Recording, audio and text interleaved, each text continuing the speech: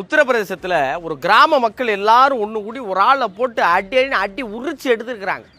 உரிச்சு எடுத்து ரத்த கிளறியாக கொண்டு காவல்துறையில் கொடுத்துருக்குறாங்க. ஏன்னா புள்ள திருட வந்த ஆள் அப்படின்னு நினச்சிட்டாங்க. ஏன் அப்படி நினச்சாங்கன்னா, அவர் ஒரு புர்கா அணிஞ்சு வந்திருக்கிறார். பெண்கள் அணிவாங்கல்ல, கண்ணு மட்டும் தெரிகிற மாதிரி அந்த உடை அணிஞ்சிருக்காரு. உடை பெண் மாதிரி இருந்திருக்கு, அதான் நடை ஆண் மாதிரி இருந்திருக்கு.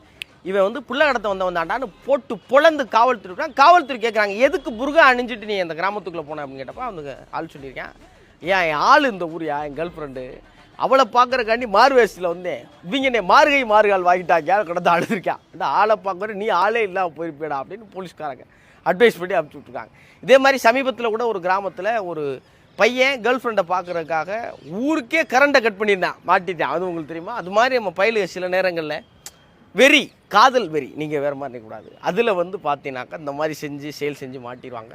இந்த மாதிரி செய்யக்கூடிய ஆள் இவன் தாங்க அப்படின்னு உங்கள் ஃப்ரெண்டு யார் இருக்காங்களோ அவங்கள அட்டாக் பண்ணுங்கள்.